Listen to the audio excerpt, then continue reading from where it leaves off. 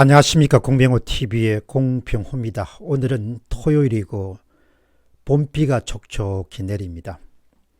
혼자 집에서 이제 작업을 하면서 이런저런 생각을 하게 되는데, 어쨌든 살아오면서 여러 사람을 만났지만 사람들이 참 다릅니다. 어떤 사람은 후일을 좀 많이 생각하는 사람들이 있죠. 그렇기 때문에 당장 이익이 따르거나 또 출시할 수 있는 그런 가능성이 있더라도 훗날 자신이 어떤 상황에 처하게 될 것인가, 이런 점을 생각해서 좀처럼 무리수를 두지 않는 사람들도 있습니다. 근데 대부분은 이제 훗날이라든지 그런 것보다도 당장의 이익이라든지 당장의 출세 때문에 상당히 무리수를 두게 되고, 그 출세의 끈이 끊어지는 순간에 옥고라든지 상당한 그런 어려움을 이렇게 겪는 그런 사람들을 그동안 많이 봤습니다. 박범계 법무부 장관이 한명숙 전 국무총리 정치자금 수술에 관한 그런 사건에 대해서 이례적으로 수사지휘권을 발동을 했습니다. 그 결과 어제 대검에서 관계자들의 회의가 열렸습니다. 한명숙 불법 정치자금 수수 사건에 관여됐던 수사팀이 재소자의 위정을 사주했다, 교사했다는 그런 의혹을 재심의한 대검 부장회의에서 어제 결국은 무혐의가 나왔습니다.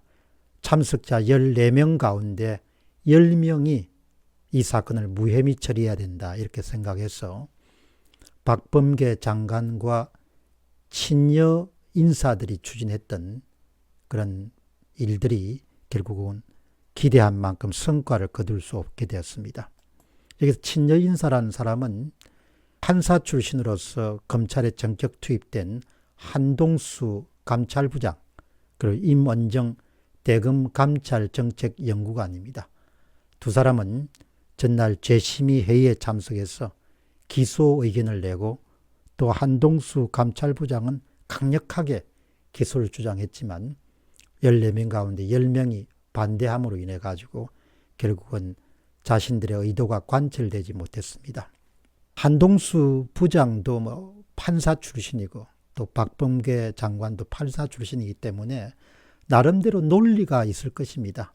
그러나 대법원에서 이미 점검을 통해서 다 결론이 난 10여 년이 지난 그런 사건을 지금 와가지고 수사팀의 검사를 이렇게 벌 주기 위한, 너무나 명확하게 그렇게 보이는 그런 사건을 들춰내서 또 한 번 많은 사람들의 그런 비판을 받는 것은 조금 더 후일을 생각할 필요가 있지 않겠느냐, 그런 점을 한번 지적하고 싶습니다. 권력이라는 것이 영원히 지속되는 것이 아니고, 마치 영원히 지속될 것처럼 보이는 권력도 여러분과 제가 다 겪었다시피 그렇게 강력하고 절대 권력에 가까운 그런 권력이란 것이 오래 가지 않지 않습니까? 그렇기 때문에 저 또한 나이를 먹으면서 그런 생각을 가질 수도 있겠지만, 가능하면은 불법 행하지 않고 또 불법이 아니더라도 훗날 생각해서 다른 사람들에게 미안하거나 부끄러운 그런 짓은 하지 않아야 된다, 그런 생각이 듭니다. 제3의 관찰자 입장에서 보면은 이번에 한동수 감찰부장과 임원정 대검 감찰정책연구관의 그런 처신이나 주장은, 그리고 박범계 장관의 처신이나 주장은 논리적으로도 납득이 안 된다는 생각이 들고, 법리적으로는 그 사람들이 더 전문가니까 제가 이런저런 이야기를 할 필요가 없는 것 같습니다. 다만 이제 한동수 감찰부장은 이번에 그 회의장에서 이제 벌어지는 모든 상황은 일체 외부로 유출되지 않기로 그렇게 약속을 했는데, 본인이 마치고 난 다음에 보니까 회의장의 내부 사정들이 속속들이 바깥으로 유출된 것은 자기가 볼 때는 납득하기가 힘들다, 그런 점을 지적을 했네요. 자신의 페이스북에 감찰부장으로서 고검장 등 고위검찰 공무원 회의에서 법과 규정이 준수되지 않는 상황을 본인이 목도하고 보니 성실하게 윤리 규정을 지키고 있는 일선 검찰 공무원과 국민들께 검찰 직무의 바탕이 공정과 정의라고 말씀드릴 수 있을지 참으로 민망하고 안타까웠다, 이렇게 이야기를 합니다. 그 이야기 가운데 마지막에 공정과 정의 참 중요한 단어고 우리 사회가 정말 지속적이고 일관되게 지켜야 될 그런 용어가 공정과 정의입니다. 그런데 한동수 감찰부장 입에서 마침 공정과 정의라는 그런 용어가 등장했으니까 이번에 이 사건에 대해서 수사지휘권을 발동한 그 자체가 공정과 정의라는 그런 관점에서 합당한가 이런 것을 본인들도 한번 스스로 생각을 해봐야 됩니다.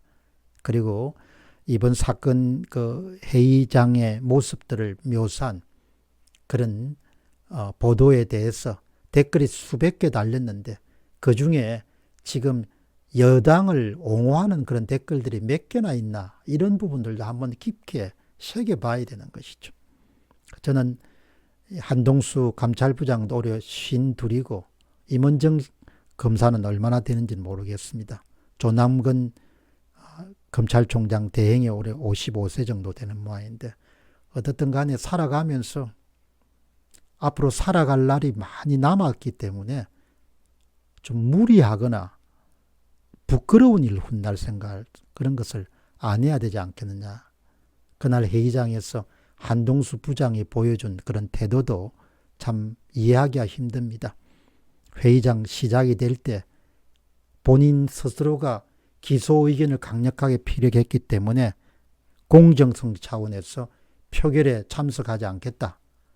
그런데 이제 회의가 끝나고 났을 때 마음이 바뀌어가지고 다시 한동수 부장이 갑자기 회의 말미에 자기는 표결에 참가하겠다. 이렇게 이야기해가지고 아마 14명의 참가자들 가운데서 언성이 그렇게 편파적으로 기소를 주장한 사람이 어떻게 표결에 참가하냐 이렇게 해서 아마 논란이 일었던 모양입니다. 그래서 결국은 한동수 부장도 표결에 참가하고 그 회의를 주재했던 조남근 검찰총장 직무대행도 표결에 참여하기로 결정을 보고 이제 표결을 들어가기로 했는데 또 한동수 부장은 무기명 투표를 주장했다고 합니다. 근데 대다수는 기명 투표를 요구해가지고 결국 기명 투표가 이렇게 관철됐는데 그 과정에서 또 조남근 권한대행이 회의를 주도하는 위원장 자격으로 제가 투표 방식을 결정하겠습니다. 이렇게 하니까 또 한동수 부장이 발끈해가지고 그런 법이 어딨냐. 그렇게 할 수 있는 법적 근거가 어딨냐. 이렇게 해가지고 또 옥신각신했는 모양입니다. 결국은 다수결에 따르고 기명투표 방식으로 표결이 진행돼 가지고 결국은 박범계의 수사지휘권 발동이 무력화되는 그런 결정이 내려지게 되었습니다. 오늘 비 오는 날이기 때문에 그런 생각이 더 들 수도 있지만 다들 50대니까 살아갈 날들이 참 이 땅에서 깁니다.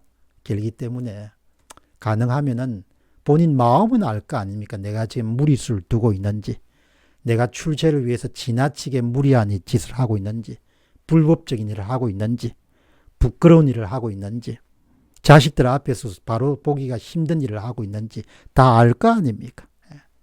근데 그런 것이 너무나 우리 사회에서 지금 무시되고 사실조차도 번복하고 뻔히 사실인데 사실도 인정하지 않는 사람이 지금 수없이 많지 않습니까? 제가 조금 더 살아본 사람으로서 이야기하고 싶은 것은 살 날이 길기 때문에 훗날 좀 생각하고 행동하라는 거죠. 훗날을 좀 생각하고 말도 하고 훗날을 좀 생각하고 어떤 결정도 하고 그렇게 하면은 만사가 다 잘 돌아가지 않겠냐 그렇게 생각합니다. 오늘 말 날이 아니라는 거죠. 사람이 지혜라는 게 있어야 될 거 아니에요. 권력이 이렇게 오래 갈 수가 없습니다. 천년 만년 갈 것처럼 그렇게 보이지만 그럼 이제 권력이 바뀌게 되면 또 보복을 당해가 또 다 감방에 갈 가능성이 높은 거죠. 집권 남용으로. 그렇게 해서 안 된다는 거죠. 지나온 우리 역사만 보더라도 그걸 뻔히 알 수 있는 거 아닙니까? 어쨌든 좀 조신하고 후일을 생각하면서 은행을 그렇게 해야 된다는 점을 강조하고 싶습니다. 공병호 TV의 공병호였습니다. 감사합니다.